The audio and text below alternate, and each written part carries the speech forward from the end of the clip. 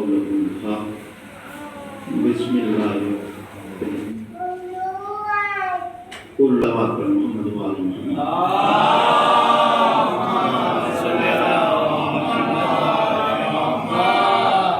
حضرات، جس آیت مبارکہ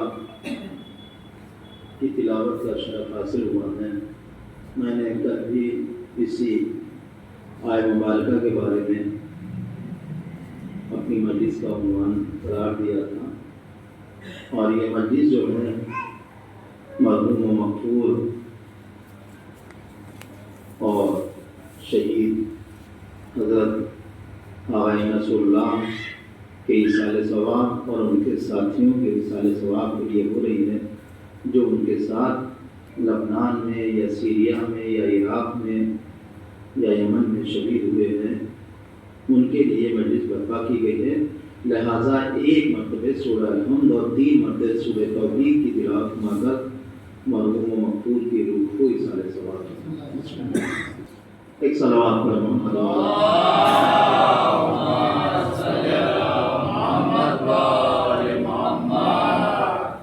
عزیزوں، خالق کائنات میں کائنات کا ایک نظام ہوتا ہے اور ایک دستور ہوتا ہے، ایک زندگی گزارنے کا طریقہ ہوتا ہے اور ایک زندگی سنوارنے کا طریقہ ہوتا ہے۔ جب چھوٹی چھوٹی بستیوں میں یا چھوٹے چھوٹے گھروں میں ایک نظام، ایک قانون، اگر گھروں کا نظام نہیں ہوگا تو وہ گھر کبھی آباد نہیں ہو سکتے۔ اگر گھروں میں نظام نہ ہو اور اگر آپس میں نظام نہ ہو تو بھی وہ زندگی کوئی زندگی نہیں ہے۔ جب ایک انسان اپنے معمولی گھرانے میں یا معمولی بستی میں انتظام کرتا ہے تو کیا اس کائنات کے خالق نے کوئی نظام زندگی نہیں رکھا ہے؟ کیا اس خالق کائنات نے زندگی گزارنے کا کوئی طریقہ اور کوئی سلیقہ نہیں رکھا؟ کیا اس معبود الہی نے جسے معلوم تھا، جسے معلوم ہے اور معلوم رہے گا کہ آنے والا زمانہ کیسا ہوگا، تو کیا اس کے یہاں کوئی قاعدہ اور قانون نہیں ہوگا؟ کیا اس کے یہاں کوئی مراتب نہیں ہوں گے؟ کیا اس کے یہاں کوئی مرتبے نہیں ہوں گے؟ کیا اس کے یہاں کوئی صفتیں نہیں ہوں گی؟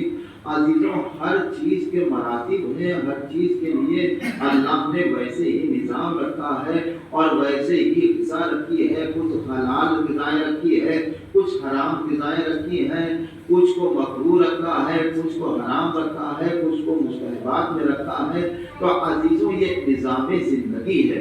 اور عزیزوں، جو دین کو پہچان گیا، جو دین کو پہچان گیا، جو قرآن کو پہچان گیا، جو اللہ کو پہچان گیا، جو اس کے رسولوں کو پہچان گیا، جو اس کے انبیاء کو پہچان گیا، تو عزیزوں اس کے دل میں خوف خدا بھی پیدا ہوگا اور اس کے دل میں جو ہے اطاعت معبود بھی پیدا ہوگی۔ عزیزوں، جو اپنے خالق کو نہیں پہچانے گا، جو اپنی کتاب کو نہیں پہچانے گا، جو اپنے دین کو نہیں پہچانے گا، جو اپنے انبیاء کو نہیں پہچانے گا، جو رسولوں کو نہیں پہچانے گا، جو کتابوں کو نہیں پہچانے گا، اس کی زندگی کوئی زندگی نہیں ہوتی ہے۔ عزیزوں، اس کی کوئی زندگی نہیں ہے، اس لیے کہ وہ دنیا میں آیا اور وہ یہ سوچ کے دنیا میں آنکھیں کھولی کہ بس یہ دنیا ہمارے عیش و آرام کے لیے بنائی گئی ہے، ہمارے عیش و آرام کے لیے بنائی گئی ہے۔ لیکن عزیزوں، یہ اس کی دھول ہے، یہ دنیا اس کے عیش و آرام کے لیے نہیں بنائی گئی ہے، بلکہ اس کے امتحان کے لیے بنائی گئی ہے، اس کے امتحان کے لیے بنائی گئی ہے کہ دیکھو، اگر تم یہاں امتحان میں کامیاب ہو جاؤ گے تو تمہارے لیے برزخ بھی آسان رہے گا اور تمہارے لیے محشر بھی آسان رہے گا۔ عزیزوں، یہی وجہ تھی کہ انبیاء نے جو زندگی گزاری ہے، جو رسولوں نے زندگی گزاری ہے، وہ یہ سوچ کے گزاری ہے۔ عزیزوں، وہ بھی عیش و آرام کر سکتے تھے۔ جب جناب موسیٰ فرعون کے پاس میں گئے ہیں اور فرعون سے کہا کہ تو ایمان لیا میرا خالق وہ ہے، تو اس نے پلٹ کر جواب دیا تھا، اے موسیٰ موسیٰ اپنی قوم والوں سے کہا تھا جو اس کے پاس میں بیٹھے تھے، کہا دیکھو جس کے پاس پہننے سے صحیح پہننے کے لیے صحیح لباس نہیں ہے وہ مجھے یہ بتلا رہا ہے کہ دنیا کیا ہے، آخرت کیا ہے، اپنے خالق کو یاد دلا رہا ہے۔ تو جناب موسیٰ نے کہا سن، میرا خدا وہ ہے جو کائنات کا رب عظیم ہے، جو اس کی عبادت کرتا ہے اس کو بھی وہ دیتا ہے، جو اس کی عبادت نہیں کرتا ہے اس کو بھی عطا کرتا ہے، لیکن فرق ہے جس کو وہ عطا کرتا ہے، جو شکرانے نعمت کر کے لے لیتا ہے وہ شاکر بندہ کہلاتا ہے، جو کفرانے نعمت کرتا ہے وہ اللہ کا سب سے بدترین بندہ کہلاتا ہے۔ ایک سلام پر محمد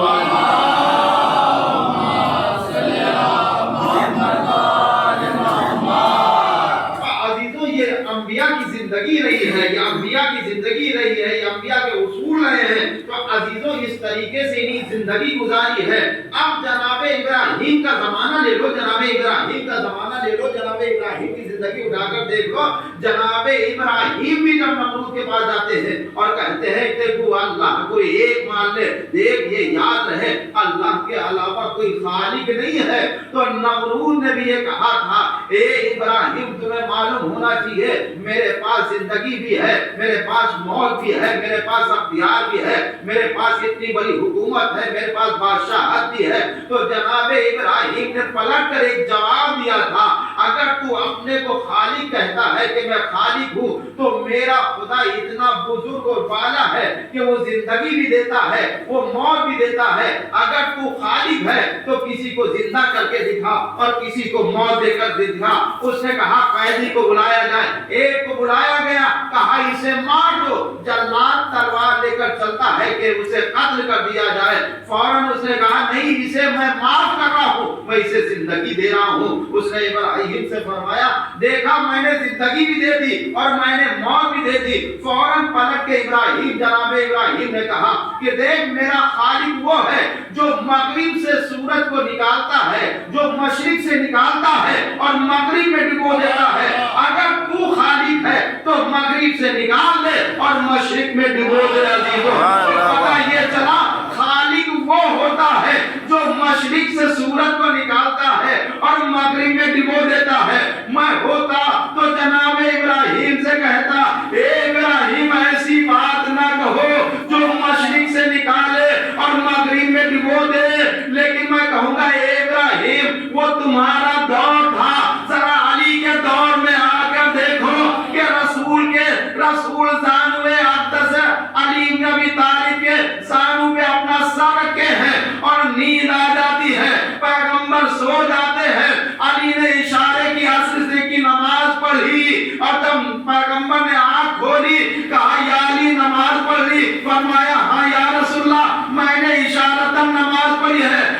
اللہ کے نبی نے کہا اے علی تمہیں اللہ نے اتنی قوت دی ہے، اتنی طاقت دی ہے اور اتنی بلندی دی ہے، اتنے معجزات دکھائے ہیں، ذرا سورج کو اشارہ کرو۔ اگر جاتا ہوا سورج جو مغرب میں ڈوب گیا تھا علی نے بتلا دیا دیکھو یہ میرے اختیار میں ہے، خدا اس سے بھی اعلیٰ اور برتر ہے۔ ایک سلامات پر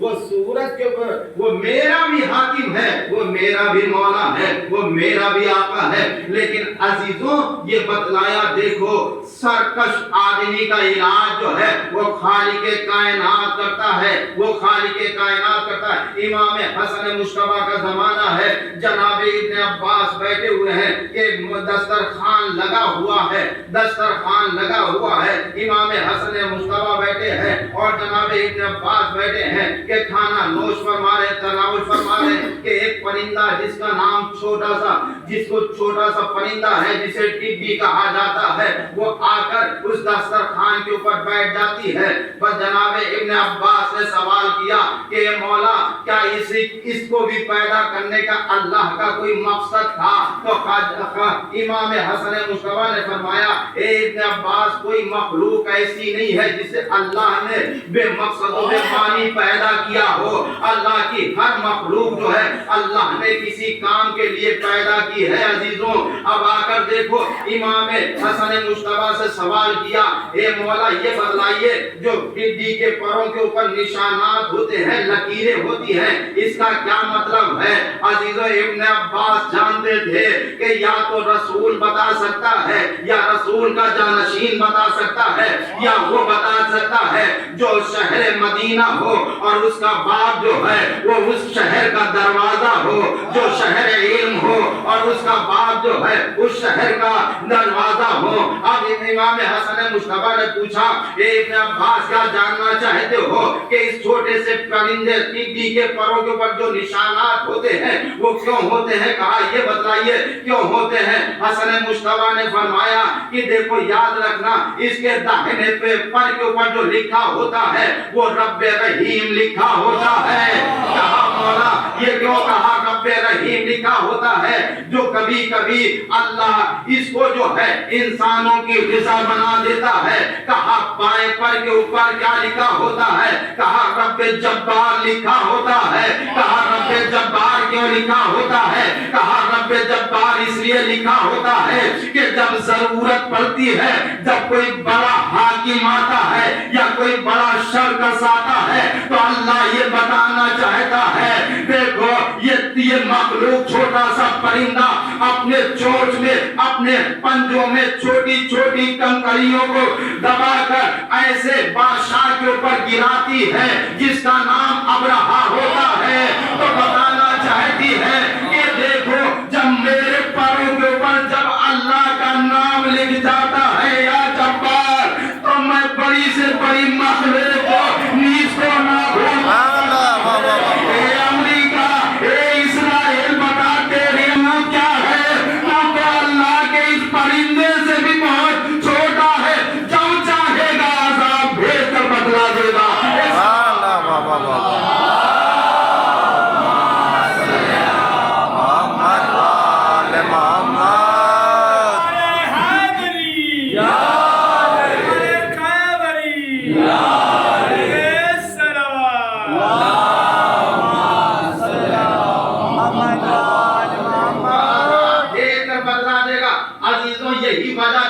اللہ کے اوپر بھروسہ رکھو، اللہ کے اوپر یقین رکھو، اس کی قدرت کاملہ کے اوپر یقین رکھو۔ کہاں اسرائیل، کہاں امریکہ، کہاں برطانیہ، کہاں ایران، کوئی بھی اس کا مقابلہ نہیں ہے عزیزوں، کوئی مقابلہ نہیں ہے عزیزوں۔ کہاں ابراہیم اور کہاں نمرود، کہاں موسیٰ، کہاں فرعون، کوئی مقابلہ نہیں تھا، لیکن ابراہیم کو اپنے رب کریم کے اوپر یقین اور بھروسہ تھا، موسیٰ کو اپنے رب کریم کے اوپر بھروسہ تھا۔ اور عزیزوں تاریخ کو اور پڑھ لو، کہاں عبد المطلب، کہاں ابرہا، کہاں وہ لشکر جو فیل یعنی ہاتھیوں والا لشکر، اس کا مقابلہ جب مدینے میں تاریخ نے لکھا ہے جب مدینے میں پہلی مرتبہ ہاتھی آیا تو لوگ خانہ کعبہ کی حفاظت کو بھول گئے کہ یہ دیکھ لے چل کے کہ ہاتھی کیسا ہوتا ہے۔ عزیزوں ابراہیم ہاتھی کا لشکر لے کر آیا تھا، سورہ مبارکہ میں موجود ہے بسم اللہ الرحمن الرحیم، تیسرے پارے میں الم تری کیف فعل ربک باصحاب الفیل، فیل ہاتھی کو کہتے ہیں، ہاتھیوں پہ سوار ہو کر آیا تھا۔ اب لوگ جناب عبد المطلب کے پاس ہے، اب کیا ہوگا؟ عزیزوں دنیا طاقت اور فوج اور لشکر کو دیکھ کر گھبرا جاتی ہے، جس کے دل میں خوف خدا نہیں ہوتا ہے، جس کے دل میں خوف خدا ہوتا ہے اور اللہ کے اوپر یقین ہوتا ہے وہ کبھی گھبراتا نہیں ہے۔ قوم جناب عبد المطلب کے پاس آئی کہ یہ عبد المطلب اب کیا ہوگا، یہ خانہ کعبہ کو ڈھا دے گا، گرا دے گا۔ جناب عبد المطلب نے کہا گھبراؤ نہ۔ جناب عبد المطلب خانہ کعبہ کے دروازے پہ آئے اور خلاف خانہ کعبہ کو پکڑ کر کہا معبود تیرا شکر ہے کہ تُس نے مجھے عرب میں وہ عزت عطا کی ہے جو کسی خانوادے کو عطا نہیں کی ہے۔ کسی خانوادے کو عزت تو نہیں دی جو سرکار عبد المطلب کے خانوادے کو عزت دی۔ اسی خانوادے میں حضرت محمد مصطفیٰ آنے والے، اسی خانوادے میں علی مرتضیٰ آنے والے، اسی خانوادے میں صدیقہ طاہرہ آنے والی ہے، اسی خانوادے میں علی مرتضیٰ آنے والے ہیں، اسی میں حسن مجتبیٰ آنے والے ہیں، اسی میں سید سجاد آنے والے ہیں، اسی میں حسین ابن علی آنے والے ہیں، اسی میں ہمارے 12 امام آنے والے ہیں۔ اب جناب عبد المطلب نے خانہ کعبہ کے خلاف کو پکڑ کے کہا معبود یہ تیرا گھر ہے، یہ تیرا گھر ہے، تو بہتر حفاظت کرنے والا ہے۔ اور خود ایک پہاڑ کی بلندی کے اوپر چلے کے بیٹھ کے دیکھے کیا قصہ ہوتا ہے، کیا ہوتا ہے۔ اور اسی میں لکھا ہے کہ جناب عبد المطلب کے کچھ اونٹ جو ہیں وہ ابراہہ کے لشکر والوں نے پکڑ لیے یا ادھر آ گئے۔ تو جناب عبد المطلب نے کہا کہ تیرے اونٹ، تیرے سپاہیوں نے میرے کچھ اونٹوں کے اوپر قبضہ کر لیا ہے جانور، اسے آزاد کر دے۔ تو اس نے کہا کہ میں تو یہ سوچ رہا تھا کہ تم جو ہو خانہ کعبہ کے لیے مجھ سے سفارش کرو گے کہ اسے چھوڑ دے ڈھانا۔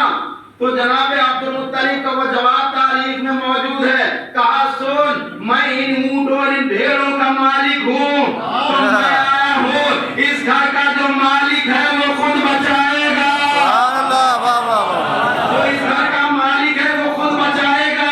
اور ایک پہاڑ کی بلندی کے اوپر جا کر بیٹھ گئے، کہا دیکھیں کیا حال ہوتا ہے۔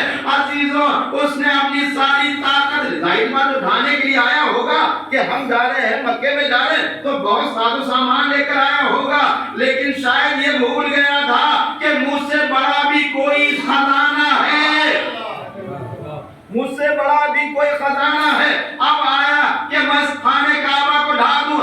اب اللہ نے کوئی بہت بڑی مخلوق نہیں بھیجی، کوئی توپ سے وار نہیں کیا، کوئی بندوق سے وار نہیں کیا، کوئی آسمان سے بجلی نہیں گرائی، یہی چھوٹے پرندے کو بھیجا اور اپنے پنجوں میں چھوٹی چھوٹی کنکریاں لیے ہوئی تھی، اور وہ جس کے اوپر ڈالتی تھی وہ بسلے بھوسے کی طرح ہو جاتا تھا، اور جیسے چبایا ہوا بھوسا۔ اب اللہ بتانا چاہتا ہے دیکھو جب تم میرے گھر کے اوپر حملہ کرنے کے لیے آؤ گے تو بڑا ہتھیار نہیں بھیجوں گا، چھوٹا ہتھیار بھیجوں گا۔ اے امریکہ اسرائیل سن لو، جب ظلم تجاوز حد سے کر جاتا ہے تو اللہ کا کن فیکون آ جاتا ہے۔ ایک سال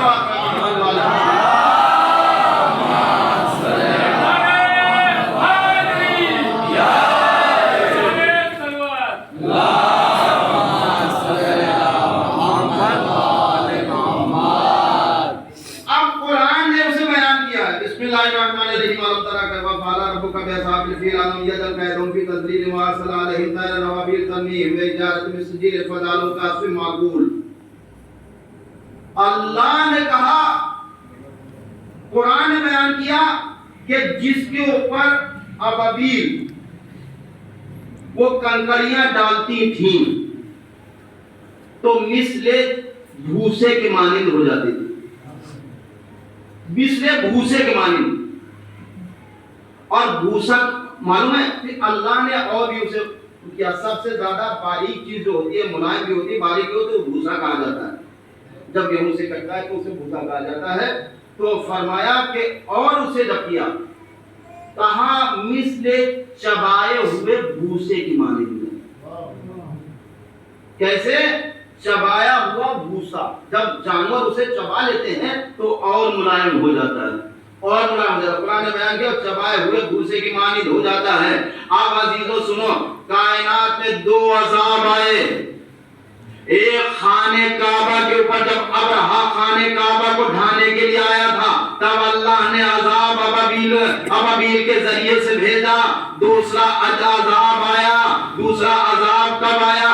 جب پیغمبر اسلام حج آخر کر کے واپس آ رہے تھے اور میدان غدیر خم کے اوپر اللہ نے کہا یا ایھا الرسول بلغ ما انزل الیک من ربک، اے محمد یہی رک جاؤ، آگے قدم نہ بڑھانا، اب وہ امر پہنچا دو جو ہم تم پر نازل کر چکے ہیں. پیغمبر نے ایک فصیح و بلیغ خطبہ دیا. کیا میں نے نماز نہیں پہنچائی؟ کیا میں نے روزہ نہیں پہنچایا؟ کیا میں نے حج نہیں پہنچایا؟ کیا میں نے امر بالمعروف نہیں پہنچایا؟ کیا میں نے تولا نہیں بتایا؟ کیا میں تولا نہیں بتایا؟ سب نے ایک زبان ہو کے کہا قالو اے رسول اللہ آپ نے ہم تک سب کچھ پہچانا، حتیٰ کہ آپ نے ہمیں جانوروں کی جو صفت تھی اس سے نکال کر آپ نے ہمیں انسان بنایا اور انسان کامل بنایا.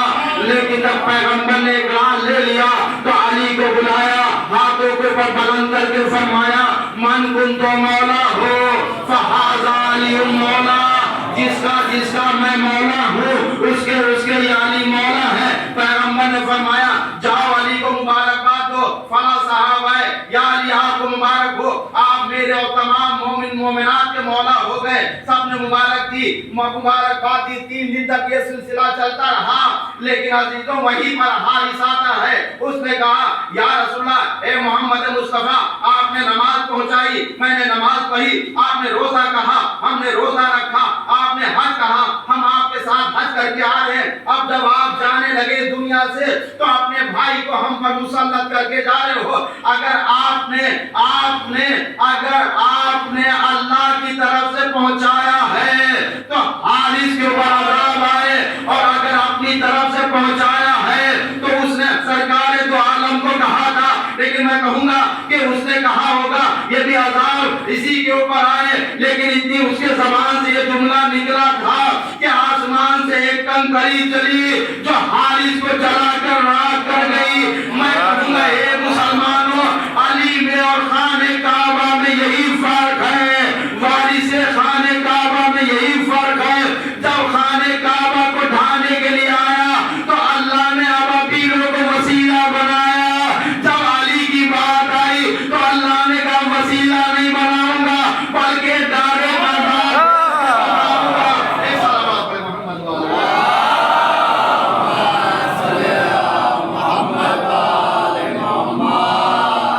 ایک اور صلوات پڑھیں محمد والا.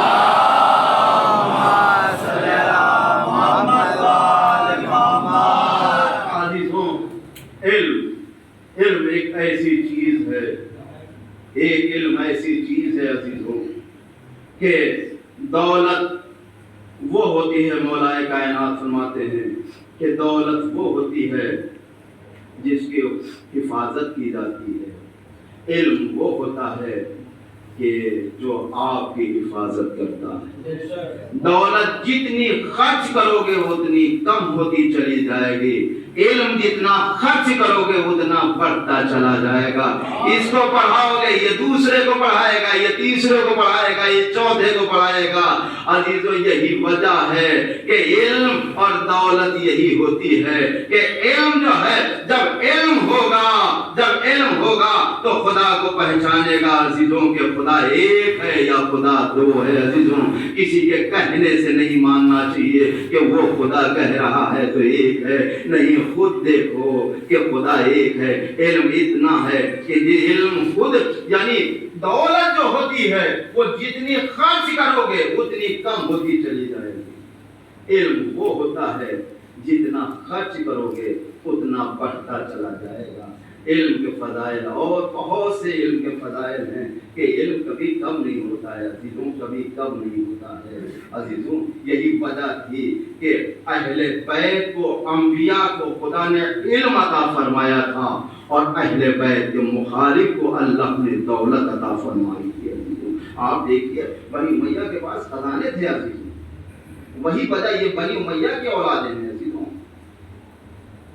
آپ دیکھ لیے ان کے پاس کتنی دولتیں ہیں. آپ ایران اگر جو مسلمانی ممالک ہم نہیں کو دیکھتے ان کے پاس کیا دولت کم ہے، کیا انبار لگا ہوا ہے.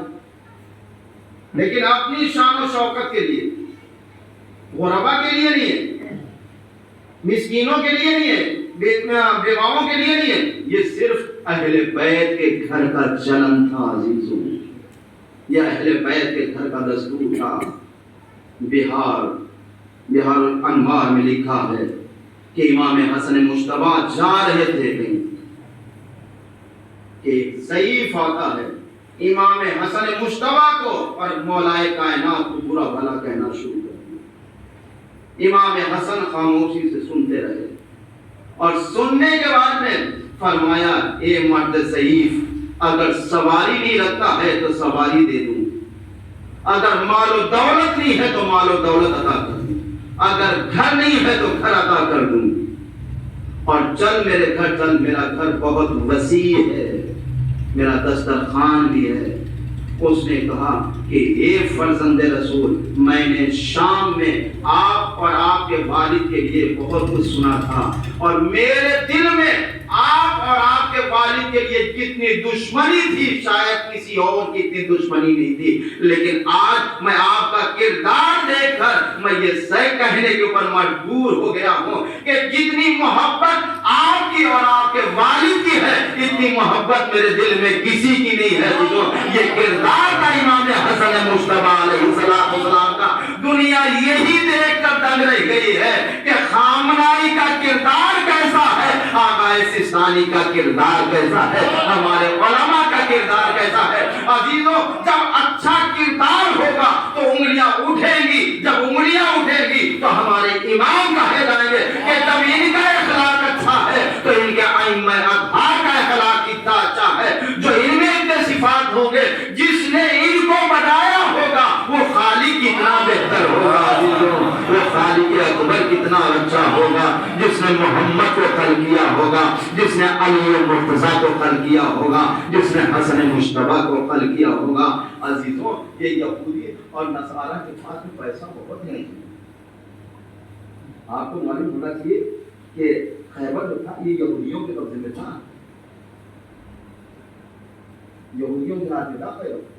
معلوم ہے اس کا جو دروازہ تھا تو بعض علماء نے لکھا ہے 40 من، جسے 40 آدمی کھولتے تھے اور 40 آدمی، یہ سونے کا تھا پورا دروازہ، اس کے اوپر چاندی کی وہ لگی ہوئی تھی، جیسے چاندی کی چادر لگی ہوئی تھی اس دروازے کے اوپر سونے کی، اس کے اوپر پیتل کا پانی لگا ہوا تھا۔ تو شاید اس کی بعض علماء سے میں نے ذاکرین سے سنا ہے کہ اس کی دلیل انہیں یہ تھی کہ ہر خوبصورت چیز چھپانے کی ہوتی ہے، ہر خوبصورت چیز جو ہے وہ چھپانے کی ہوتی ہے، ہر قیمتی چیز جو چھپانے کی ہوتی ہے۔ انسان کے پاس سب سے قیمتی چیز کیا ہے؟ اس کی شریک حیات، جسے سڑکوں پر لا کر بے پردہ گھماتا ہے۔ کچھ یہودی سے بھی سیکھو کہ وہ ہر خوبصورت چیز کے اوپر پردہ ڈال دو، اور طاقتور بھی بہت ہے، پیسہ تھا۔ منحف اور اندر اور خارج کے بارے میں آپ نے سنا ہے کہ کتنے مثلا 1,000 کے اوپر اکیلے کافی کرتے ہیں۔ عزیزوں، منحف و حارث کے لیے ملتا ہے کہ یہ جو ہے مثلا زنا نہیں پہنتے تھے، بڑے اس پتھر کو اٹھا کر زنا بنا لیتے، ڈھال بنا لیتے، اور یہی وجہ تھی کہ 39 دن تک ہارتے رہے، 39 دن تک ہارتے رہے۔ فوج کہے سردار بھاگا، سردار کہے فوج بھاگی۔ اب اللہ بہتر جانتا ہے کون بھاگا، فوج بھاگی تھی یا سردار بھاگا تھا، کون بھاگا تھا، یہ تو اللہ بہتر جانتا ہے، اس کے نبی جانتے ہیں۔ اور ظاہر جانتے آپ بھی ہیں، جانتے ہم بھی کون بھاگا تھا، جانتے تو سب ہیں کہ کون بھاگتا تھا، کون بھاگا تھا، سب سے زیادہ بھاگنے میں کون ماہر تھا، سب کو معلوم ہے۔ کوئی بھی تاریخ اسلام میں ایسا کوئی جسے معلوم نہ ہو کہ کون بھاگنے میں سرعت کرتا تھا، جلدی کرتا تھا۔ لیکن عزیزوں، 40 دن پیغمبر نے کہا تھا اس کو علم دیں گے، ساری باتوں کو چھوڑ کر علم اس کو دیں گے جو خدا اور رسول کو دوست رکھتا ہوگا، اور خدا اور رسول اس کو دوست رکھتے ہیں۔ تو پتا چلا جتنے یہ 39 دن گئے تھے ان میں سے کوئی نہ خدا رسول کو دوست رکھتا تھا، نہ خدا اور رسول ان کو دوست رکھتے تھے۔ اور جب ایک یہ جاتے تھے 39 دن خالی ہوا کے کھڑا ہوتا تھا اور ایک مرتبہ اپنی وہ لیتا تھا تو بھاگ جاتے تھے. لیکن جب امیر المومنین گئے، جب علی بن ابی طالب گئے تو مرہم کے پسینہ نکلنے لگا. اس نے سوچا سب جا رہے ہیں یہ کیوں نہیں جا رہا، سب جا رہے ہیں یہ کیوں نہیں جا رہا ہے. لیکن شاید اگر کہیں میں ہوتا یا آپ میں سے ہوتے تو کہہ دیتے نہیں سب اور تھے، یہ اور ہے، یہ حیدر کرار ہے، یہ حیدر کرار ہے، یہ نہیں بھاگے گا. عزیزوں اور ساری باتوں کو چھوڑ کر عزیزوں مرحب اور حارث اندر کو مارنے کے لیے علی جیسا بہادر ہونا چاہیے. جب اس دن کا مرحب بغیر علی کے نہ مرا تو اس دن کا مرحب جو ہے یہودی جو ہے، جب تک کوئی اولاد زہرا ہو یا زہرا کی نسل وہی ماں سے میں کہوں گا آج تو بچ جاؤ گے، لیکن ایک زہرا کا لال جب پروان لے کر آئے گا یہی بیت المقدس ہمارا ہوگا. عیسیٰ بھی نماز پڑھیں گے اور زہرا کا لال نماز پڑھا کے بتائے گا دیکھو کامیاب تم تھے یا کامیاب ہم ہیں.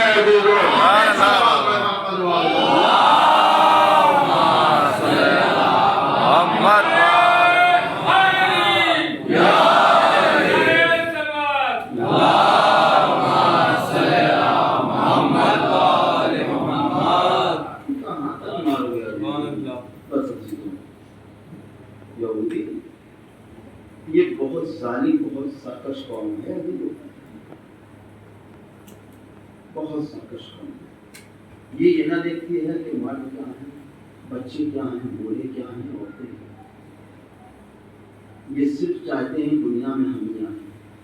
لیکن عزیزوں خاتمہ ہونا ہے، خاتمہ ہونا ہے. کب تک بھاگو گے عزیزوں، کب تک بھاگو گے عزیزوں؟ ایک نہ دن تو اس کی رسی میں اس کے پہاڑ کے نیچے آنا ضرور ہے. اور انشاءاللہ وہ دن قریب نہیں ہے عزیز، وہ دن قریب ہے جس دن اسرائیل و امریکہ پامال ہوگا. اور یہ حدیث میں ہے. اور یہ مثلا کہ دنیا میں حکومت ہوگی امام زمانہ علیہ السلام، دنیا میں حکومت ہوگی، ہر طرف عدل و انصاف ہوگا عزیز. بھوکھمری نہیں ہوگی. نہیں یہ نہیں ہوگا کہ وہ چاہا کہ ساری دولت ہم ہی لوٹ لے، ہمارا بس خزانہ کہیں مل جائے تو ہم ہی لے کے چلے جائیں نا، ایسا نہیں ہوگا. تو انصاف یہ گھرانہ وہ انصاف ہے. مولا کائنات نے اپنے مثلا کسی سفیر کو جو حاکم بن کے گیا تھا، گورنر کو مولا نے برطرف کیا، آج میرے پاس آیا ہاتھوں جوڑ دیا کہ مولا کیا میں اچھا حاکم نہیں تھا، کہ میں آپ کو نہیں. امام نے فرمایا نہیں مجھے تم پر فخر ہے. کہا مولا پھر کیوں برطرف کیا؟ کہا میں نے سنا ہے کہ ظالم اور مظلوم جب آتے ہیں تو تم اس لہجے میں بات کرتے ہو کہ مظلوم خاموش ہو جاتا ہے. تمہارا لہجہ خراب ہے عزیزوں. جو لہجے کو برداشت نہ کرتا ہو وہ کسی کا گھر چھین لے تو کیا برداشت کر لے گا عزیزوں؟ یا کسی کو مار دے تو کیا وہ برداشت کر لے گا عزیزوں؟ نہیں، یہ اسی کا لال ہے. کیوں عزیزوں؟ یہ وجہ ہے عزیزوں کہ دنیا میں کوئی بھی ہو انبیاء کی وراثت آتی ہے عزیزوں. جب امام حسن میں پڑھ چکا یہی پڑھ چکا، جب امام حسن کے مصطفیٰ کے پیر میں اس نے جوتا ڈالا، ہاتھوں کو جوڑ کے فرمایا مولا کیا پھر بیٹھا ہے بغیر ناو کے سلی دی، کیا پھر بیٹھا ہے؟ تو اس نے امام حسن نے فرمایا یہ تیرے سلے اور جوتے کا کمال نہیں ہے، یہ میرے پیروں کا کمال ہے. جب میں پہنوں گا تو آ جائے گی، میرا بھائی حسن حسین پہنے گا اس کے بھی آئے گی، میرا جعفر پہنے گا، میرا قاسم پہنے گا، میرا علی رضا پہنے گا، میرا حجت پہنے گا، فرق نہیں آئے گا. یہی اس لیے پیغمبر نے فرمایا تھا دیکھو ہم سارے اہل بیت ہیں، ہم سارے محمد ہیں، نہ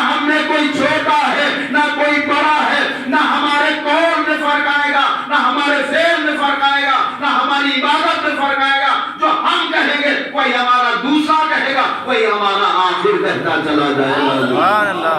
صلوات پر محمد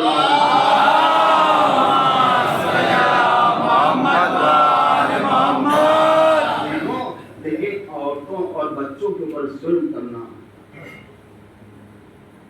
یا ضعیف افراد کے اوپر ظلم کرنا یہ پیغمبر کی سیرت کی ہوئی چیز ہے.